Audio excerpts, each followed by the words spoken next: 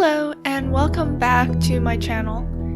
It's been a few months since I posted anything, and I'm excited to be getting back to the YouTube game.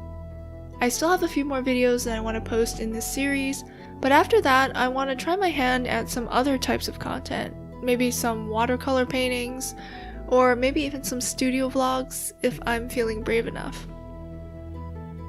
One of the reasons why it's taken me so long to post these speed paints is that when I recorded these, I just used my laptop and recorded my screen. It turns out that I have a tendency to zoom in and out repeatedly when I'm painting, and when that gets sped up, it's pretty disconcerting.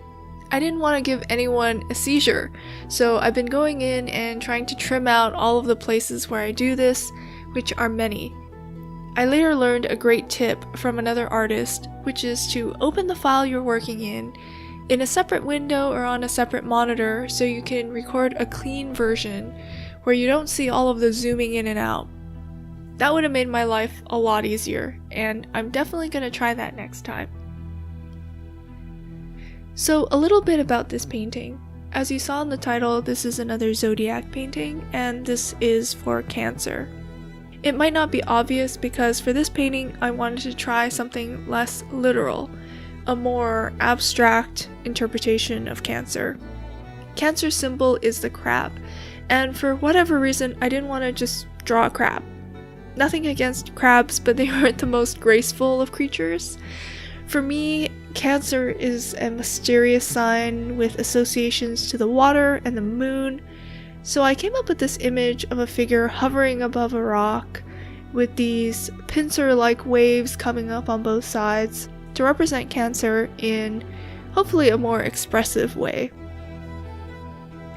I started with a rough sketch, like usual, and I didn't deviate from that too much. I got the basic composition nailed down pretty quickly, and then I spent most of my time making tweaks here and there, experimenting with different colors, changing the pose of the figure to be more dynamic, and then just adding in a lot of little details and textures.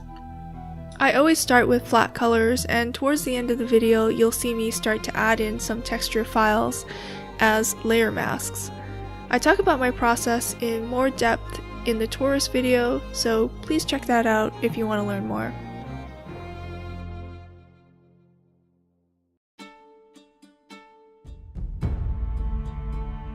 I wanted to spend the rest of this video talking about digital art and why I think it's a great medium to learn in and why it's become the predominant way I make art. I started out like most artists using traditional media. For a long time, watercolors was my medium of choice.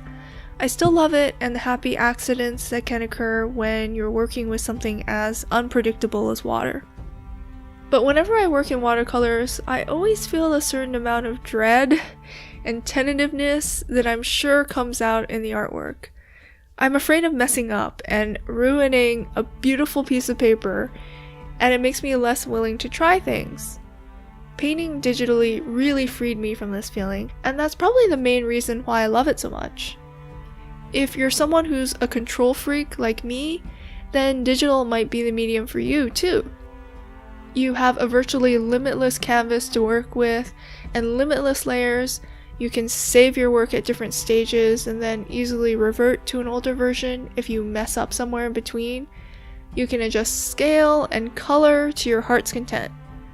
Sometimes I even get happy accidents when painting digitally. For example, sometimes I'll fill a whole layer with color when I only meant to fill in a selected area, and it knocks out some layers below it and creates a more interesting composition.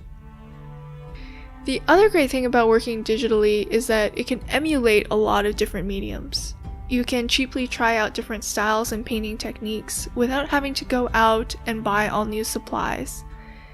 I did an Alice in Wonderland series a while ago where I adopted a more painterly kind of approach using a digital brush that mimicked oil paint. Of course, there's a difference between a digital brush and the real thing, but these days digital brushes can produce pretty realistic effects. And again, it's a quick way to dip your toe into a different medium without having to commit to buying a whole bunch of art supplies that you may never use again. Digital painting is also really low friction. I just sit down at my computer, I plug in my Wacom tablets, I open up Photoshop, and I'm ready to go. When I paint in watercolors, there are a lot more steps involved.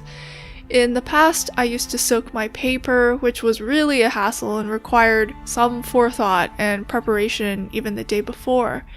Nowadays, I've cut that step out and I just start painting, but at the very least, I still have to cut the paper, tape it down, get my water, get my paper towels, get my brushes out, and then clean everything up afterwards.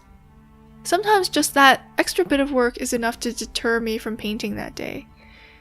Working digitally has made me more productive and more likely to create because I can just get started right away when I have the urge to draw. I think a lot of people still think of digital art as an inferior form of art, and it makes me sad whenever I hear this because the reality is it takes a lot of skill to make great art in any medium, digital included, and the ability to undo doesn't make it that much easier. Every medium has its pros and cons, and while some things are easier when making art digitally, it has its drawbacks too. For one thing, creating texture is a lot harder. It's something you get for free almost when you paint traditionally, but when you paint on a computer, it's something you really need to think about and find ways to incorporate if you don't want your artwork to look flat. I think digital is a great medium to try, especially for beginners, and I don't understand why it gets such short shrift.